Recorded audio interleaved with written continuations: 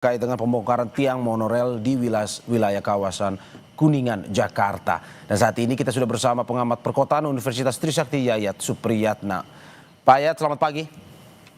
Selamat pagi, Mas Mario. Terima kasih Pak Yayat sudah bergabung di Dialog Breaking News pada pagi hari ini terkait dengan pembongkaran tiang monorel. Tadi kita sudah dengar pernyataan dari Gubernur Pram dan juga mantan Gubernur Jakarta Sutioso, di mana ini adalah sebuah solusi yang kala itu tahun 2003 untuk mengatasi kemacetan kalau kata Pak Sutioso. Kalau dari pengamatan Anda, monorel tahun 2003 waktu itu Sutioso menjabarkan terkait dengan solusi ini. Dan hingga saat ini pada akhirnya dibongkar oleh Gubernur Pram. Apa sebenarnya permasalahan yang pada akhirnya ini sebuah solusi yang bagus kalau menurut saya dari pernyataan dari mantan Gubernur Sutioso itu. Tapi kenapa pada akhirnya tidak dilanjutkan dan pada akhirnya dibongkar pada hari ini? Ya, ini menarik ya. Sebetulnya tahun 2003 atau tahun awal 2000-an itu ada kajian yang mengatakan Jakarta tahun 2014 akan gridlock, mengunci, macet total di mana-mana.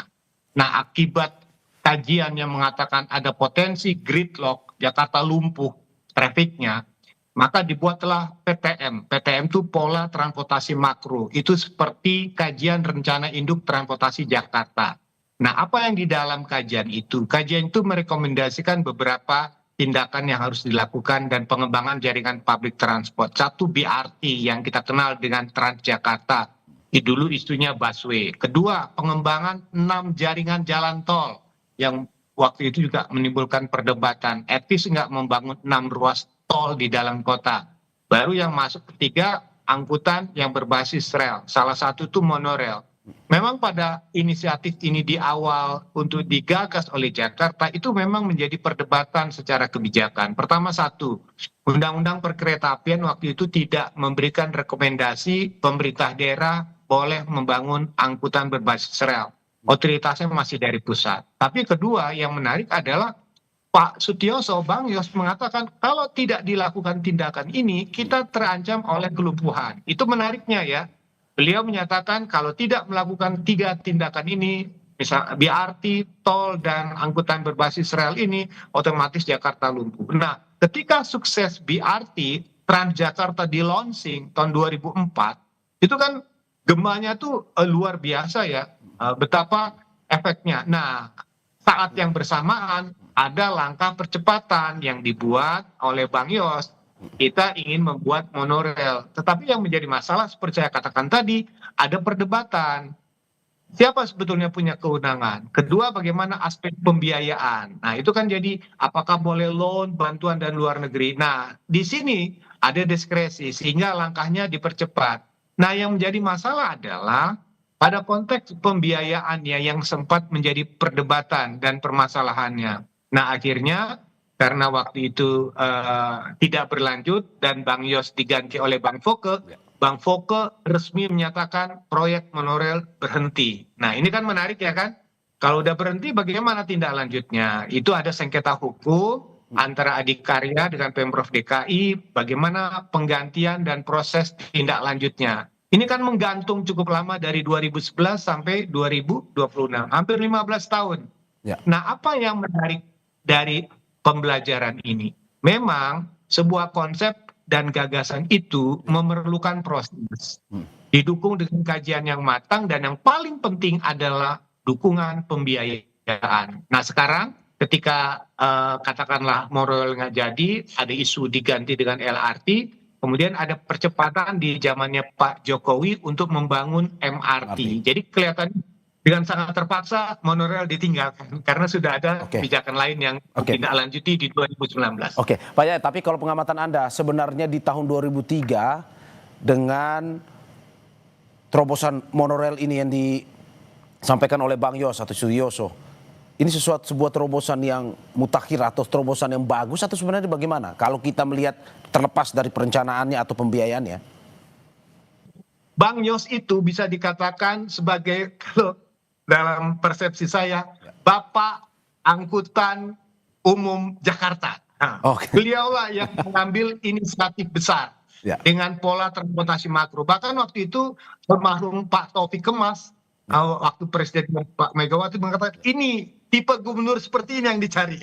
Ya. Itu menarik. Karena beliau berani melawan resistensi penolakan yang demikian tinggi. Seperti contoh ketika busway masuk, yang paling protes kan para pengguna kendaraan pribadi. Ketika busway sukses dari 7 koridor, kemudian sekarang udah 14 koridor, apa yang diinisiasi oleh Bang Yos dengan keberaniannya untuk memulai langkah itu menjadi terobosan yang menarik dan orang melihat, wah ternyata public transport khususnya busway itu menjadi alat transformasi perubahan Jakarta. Jadi orang menyaksikan bahwa ternyata kita mampu membangun satu ekosistem layanan yang bisa menggantikan pola angkutan sebelumnya. Nggak kebayang kan nama kita sekarang. Dulu Metro Mini, Kopaja masuk ke tengah kota dengan cara sendiri-sendiri. Sekarang hilang semuanya dan tergantikan dengan satu manajemen di bawah Transjakarta yang mengelola 14 koridor, kemudian ditambah dengan Jaklingko untuk membackup di dalamnya. Dan satu hal yang menarik, mengapa monorail ini atau angkutan berbasis rel ini menjadi angkutan utama? Karena untuk metropolitan Jakarta dan kota-kota besar lainnya, angkutan rel adalah tulang punggungnya. Itu yang paling kita belajar dari Jepang, dari Singapura, dari kota-kota lain.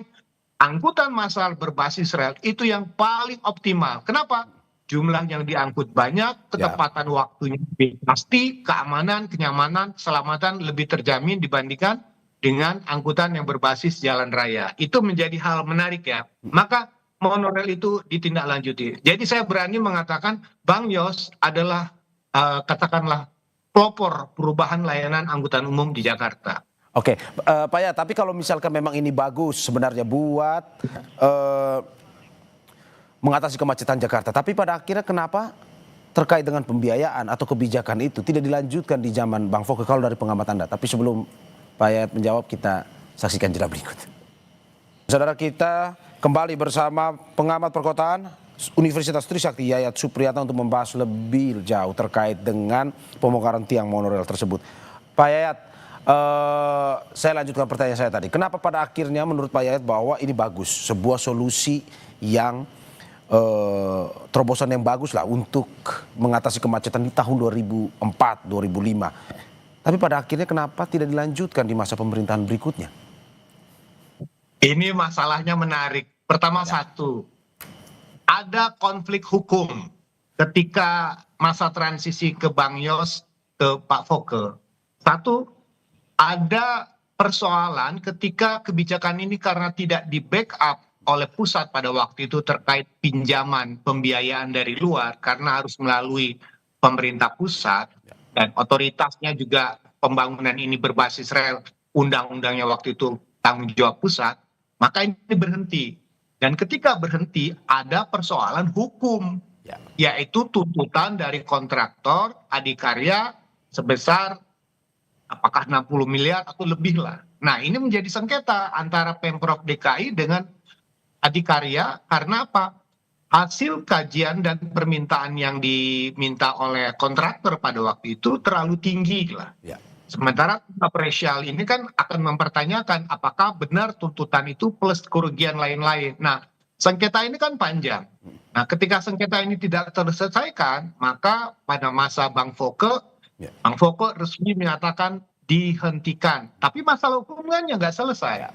Nah, kemarin mungkin sudah ada keputusan jalan keluarnya sehingga terjadi katakanlah kesepakatan antara Pemprov DKI dengan adikarya untuk melakukan penataan ulang dari tiang-tiang monorail yang ada. Tadi memang diakui dulu ada aspek kebijakan pembiayaan, kedua ada persoalan sengketa hukum terkait masalah ganti rugi yang diminta oleh adikarya.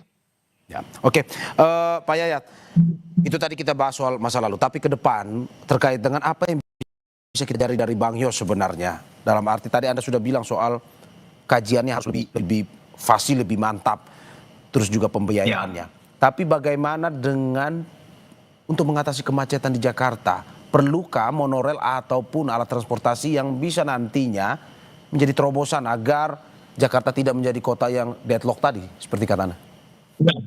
Pertama begini, kita mengapresiasi inisiatif Bang Yos. Dia bertindak karena ada kajian yang menunjukkan rentannya Jakarta di masa depan. Jakarta gridlock. Dia mengambil terobosan, buatlah Transjakarta atau busway yang dulu kita bahasanya seperti itu. Kemudian yang kedua, kita juga mendengar tindak lanjutnya dalam bentuk kebijakan yang sudah disusun. Nah, sekarang yang menjadi pertanyaan, apakah pembangunan dari public transport ini akan mengatasi masalah kemacetan di Jakarta? Ada dua skenario yang harus dilakukan. Pertama, dengan pendekatan pool. Pool itu menarik ya, mendorong gitu ya. Apa itu? Ternyata hasil kajian yang dilakukan itu menunjukkan kalau kita memperbanyak jaringan angkutan umum, menambah monorail, menambah LRT, menambah Transjakarta dan memperbaiki itu, ternyata minat pemindahan itu rendah. Ya. Kecuali dengan pendekatan push. Ya. Push ini adalah tekanan. Antara lain apa supaya terjadi perubahan? Misalnya contoh, minat naik angkutan umum itu akan bertambah jika ada pembatasan kendaraan. Misalnya contoh dengan ERP. Jadi jalan-jalan utama Jakarta akan menjadi lancar jika ada tekanan jalan berbayar sebagai cara orang untuk mengajak berpindah. Kedua, dengan parkir tarif yang mahal, ya kan? Kemudian pembatasan-pembatasan yang lain. Nah, Jakarta sebetulnya untuk mengarah ke sana itu sudah ada misalnya sekarang yaitu ganjil genap, tapi lemahnya satu. Ya, ya. Tidak jelas datanya. Kita nggak tahu hari ganjil, hari genap kok sama-sama macet gitu kan. Jadi kita ada faktor tekanan kendaraan juga dari luar Jakarta yang masuk ke Jakarta. Jadi masalah sekarang bagaimana sinergi kebijakan di dalam Jakarta dan di luar Jakarta itu bisa disinergikan. Salah satu misalnya inisiatif Mas Pramono untuk membuka jaringan Transjakarta sampai Bekasi, Bogor, Alam Sutra, PIK dan sebagainya. Itu skenario. Oke, Pak Yayat, singkat saja terakhir, apa yang mesti difungsikan setelah pembongkaran monorail ini? Yang berada di lahan-lahan yang sudah dibongkar itu, apa yang perlu difungsikan? Pertama satu, harus bersabar selama 9 bulan sampai bulan September. Ya. Karena bukan membongkar, tapi menata median itu juga berimplikasi kepada kemacetan. Ya. Buat rekayasa lalu lintas. Yang ketiga, semua mengantisipasi kepadatan, salah satunya bisa berpindah dengan menggunakan LRT yang melintas di atas Jalan Rasuna Said sebagai pilihan untuk tidak terjebak pada kemacetan. Oke, terima kasih Yayat Supriyata, pengamat perkotaan Universitas Trisakti atas apa yang disampaikan. Semoga ini bisa memberikan masukan kepada Pemprov DKI Jakarta bagaimana mengintegrasikan moda transportasi untuk nantinya bisa mengatasi kemacetan yang memberikan manfaat positif bagi masyarakat Jakarta. Sekali lagi terima kasih Pak Yayat, sehat-sehat selalu. Sama-sama, terima kasih. Ya. Saudara, Anda bisa menyaksikan informasi terkait dengan pembongkaran tiang monorail di Jakarta di program Kompas TV lainnya. Saya Mario Sarong menutup Breaking News Kompas TV kali ini. Tetap di Kompas TV. Terima kasih, sampai jumpa.